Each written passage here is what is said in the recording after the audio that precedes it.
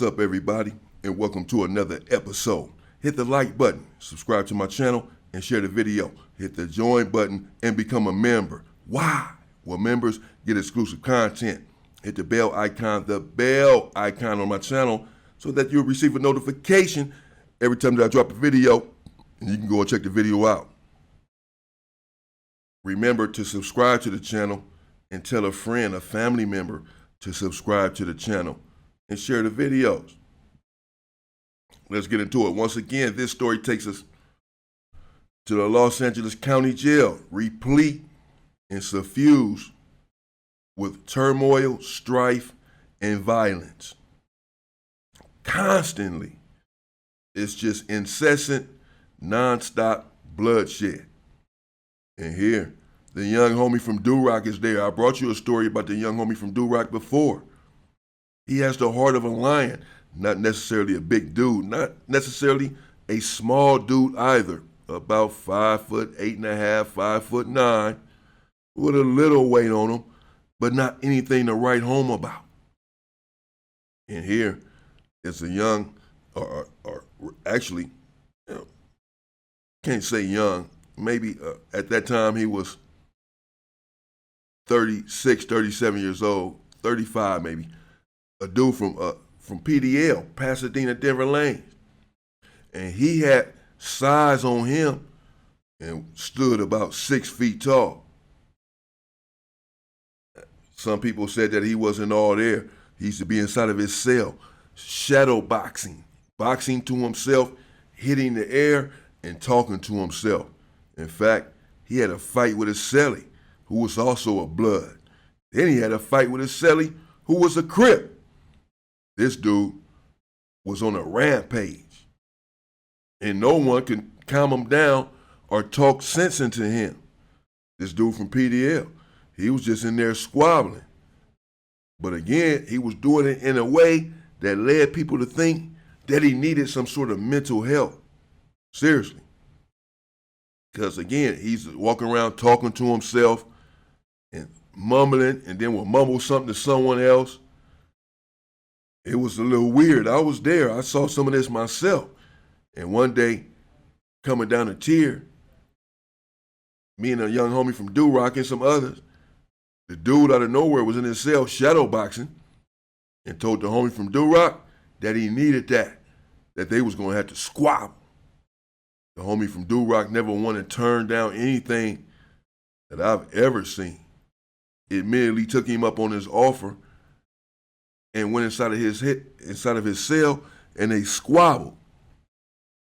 The dude from PDL is not anyone that people want to squabble with, because he's sized up, and again, he's going to be aggressive.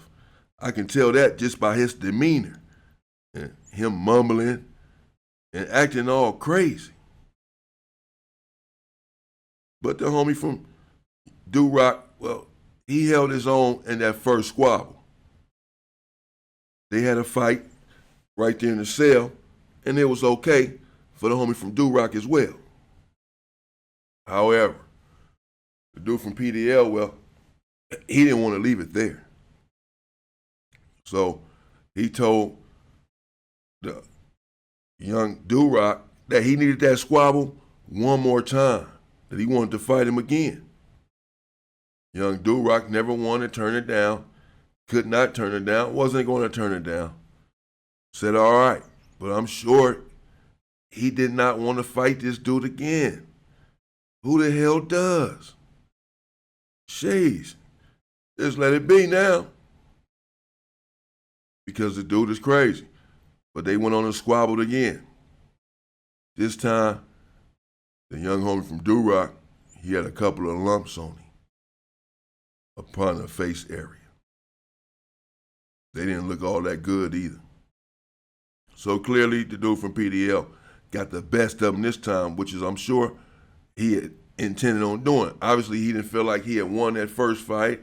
I don't know if he felt like he lost it, but he didn't feel like he won it or did what he wanted to do.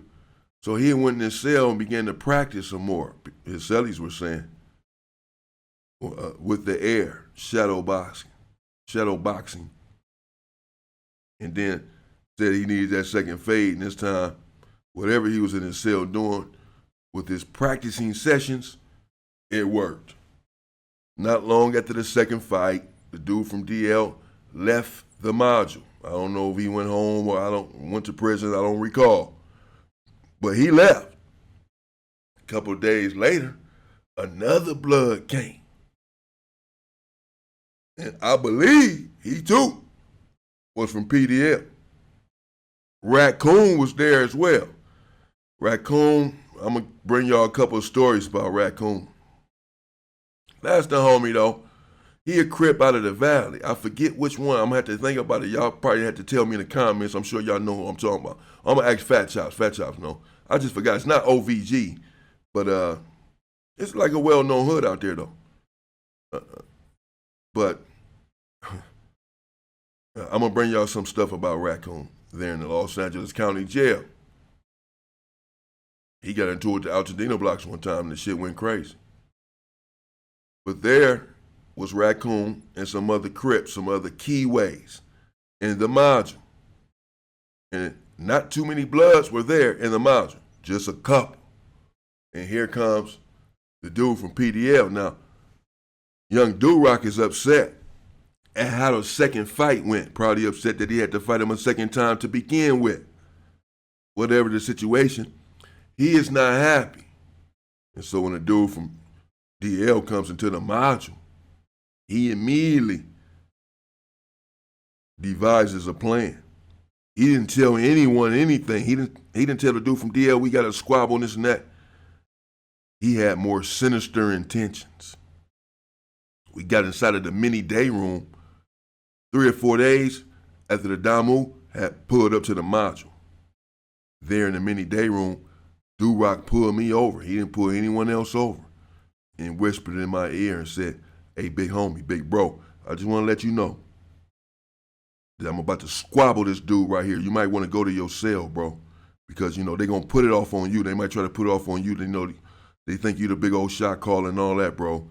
They think that you put us up to everything that we do. Some of the stuff we do on our own, bro. You do put us up to some stuff, though. But some of the stuff we do on our own. And this I'm doing on my own. And I want them putting it on you. I'm like, they ain't gonna trip on me over a squabble. Especially the police I was there. I wasn't worried about it. So I told him, man, just handle your business, man. I'm gonna get up out of here after that, though, before the police get involved. So he said, all right, I'm just letting you know I'm gonna squabble this dude. And I got my thing on me.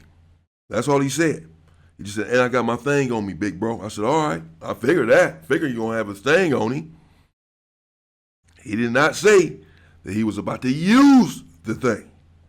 He only indicated that he had it on him.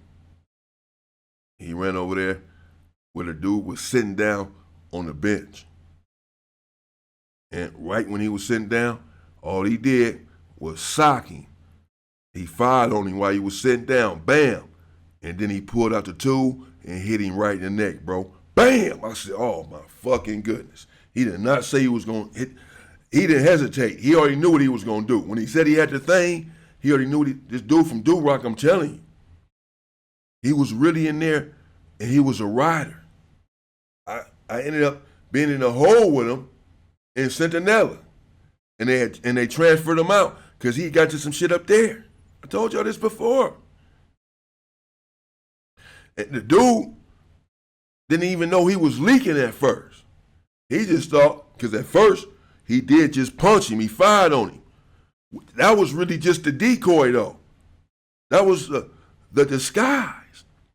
So that when he fired on him again with the same force, but this time with the thing in his hand, he gonna think he just been punched again. And that's exactly what he thought, bro. Because he was like, oh, man, he got up, was finna squabble. Then the Crips, basically surrounded him. It was one more Damu in the day room. But then the dude grabbed his neck and said, oh, man, like that? He said that twice. He said, oh, it's like that. He realized he was leaking. He knew then that the dude had stuck him. He was not happy about it. He was a big dude. The dude from DL, he was a big dude, bro. I don't know his name. But he was in the county, and this was in 2015, and this was in 4400. Yes, sir. On the bottom tier. For those who may want to know that. What year was it and what module? And there was some Crips there. Raccoon was one of them, as I said. And the dude from DL basically just like let it go. After this, I walked down to my cell. Just like even Raccoon didn't tell me, bro, big bro, go to your cell. Just go to the cell. Because now dude leaking. They gonna need medical attention. And the dude is my cellie. So I go down to my cell. And a few minutes later, like I'm looking outside the cell door. And a few minutes later, they call recall, and he coming down to the cell, leaking. And he get inside the cell. And somehow the police got involved. Because the police are in front of my cell saying, man, you straight? You good, right? You're like, yeah, I'm good, man. Like, all right. That's it then. We out of here. Just like that, bro. Swear. They didn't care. And the dude stayed solid, even though he was leaking. He went over there to the sink and was washing himself off. He's like, man, that's scandalous, man. That's fucked up. I'm like, yeah, man. You know what I'm saying? Because I didn't know myself until right there. That's the part that I left out at the beginning of the story. The dude was my cellie, bro, on everything I love. He was my cellie.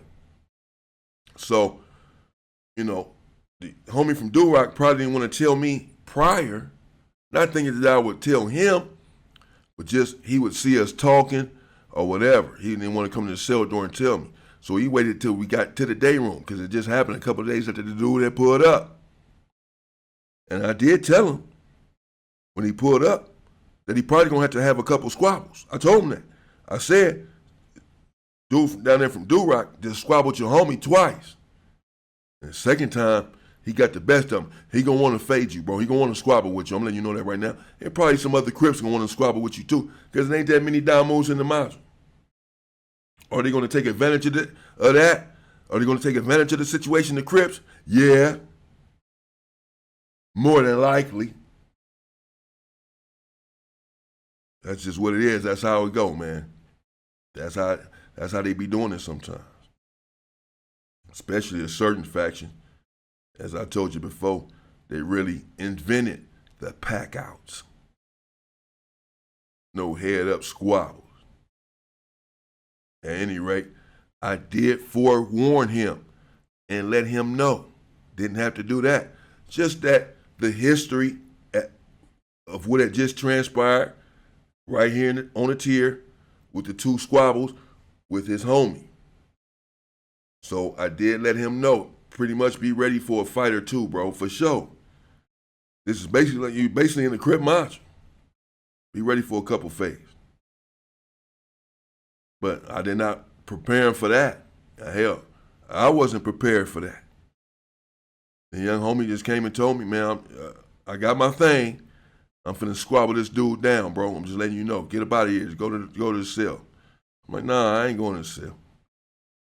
And he went over there, like I said, and punched him and then hit him. But I saw him. He put out the thing and hit him. Bam! I said, damn. He hit him. And the shit was pretty deep because he was leaking. But he didn't go to medical right then and there. When he came back to the cell, he rinsed it off. He put a towel on the wound and just had the towel there for some time, like all night basically, but he didn't want to go to medical. Because then I guess he felt like that would be exposing something or someone. And he was staying strong. He was staying solid. So he just, he let nature take its course. And he just rolled it out. I respect him for that.